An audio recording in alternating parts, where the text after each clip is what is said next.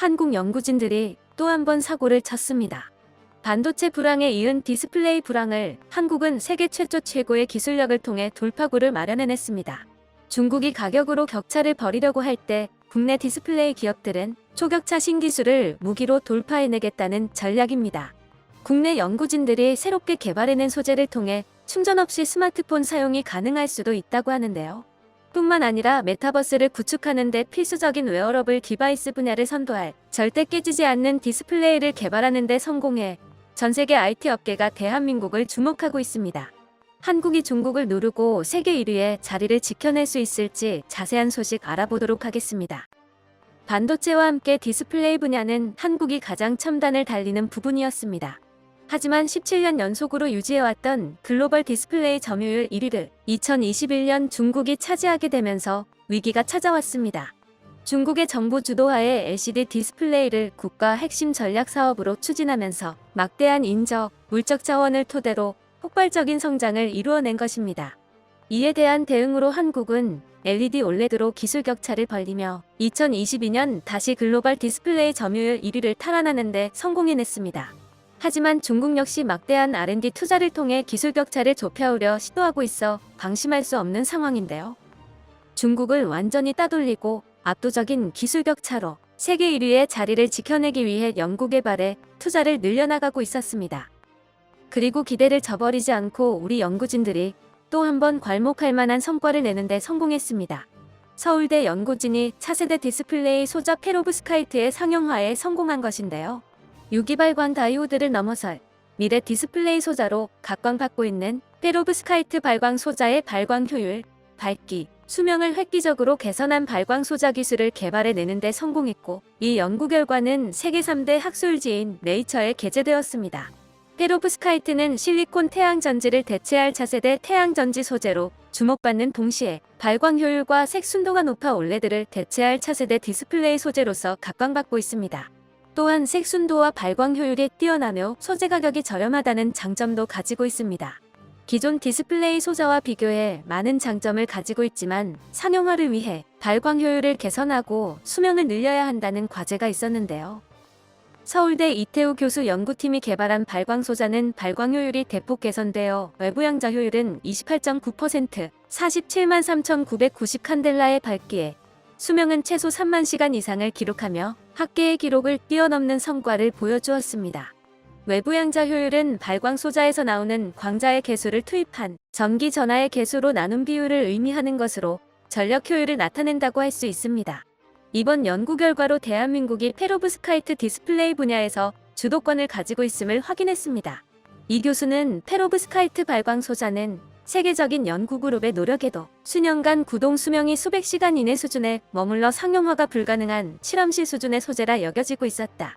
이번 연구에서 페로브스카이트 나노 입자의 새로운 합성법을 고안해 페로브스카이트 발광 소자가 상용화될 수 있다는 점을 확인했다고 설명했습니다. 또한 페로브스카이트 소재는 차세대 태양전지로 가장 각광받고 있는 소재이기도 한데요. 2021년 한국화학연구원 연구팀이 페로브스카이트 소재로 제작한 태양전지가 세계 최고 발전 효율을 달성하며 연구 결과가 네이처지에 실렸었습니다. 최고의 디스플레이이자 최고의 태양광 발전 소재가 될 수 있는 페로브스카이트 소재를 통해 난관에 부딪혔던 태양광 패널을 장착한 충전 없이 사용할 수 있는 스마트폰, 태블릿의 개발에 돌파구가 되어줄 것으로 기대받고 있습니다. SF 영화에서나 보던 입을 수 있는 디스플레이를 한국에서 만들어냈다는 소식도 들려왔습니다.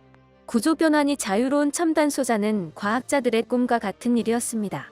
딱딱한 기판을 베이스로 가질 수밖에 없었던 반도체와 디스플레이로 인해 전자기기들 역시 단단한 구조 형태를 가질 수밖에 없었습니다.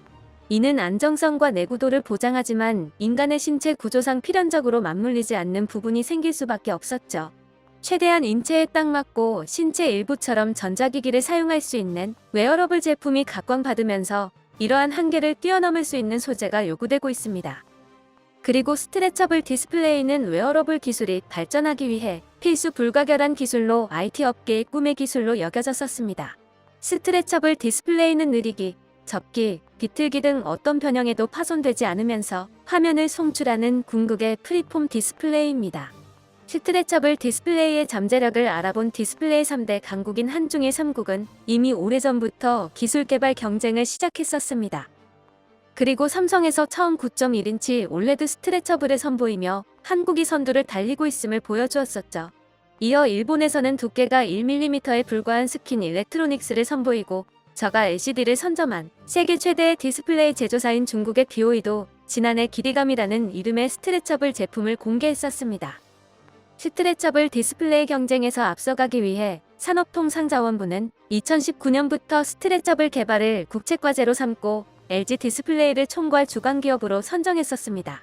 그리고 지난 8일 LG 디스플레이에서 3년의 연구 끝에 고화질 스트레처블 디스플레이의 개발에 성공했다고 밝혔습니다.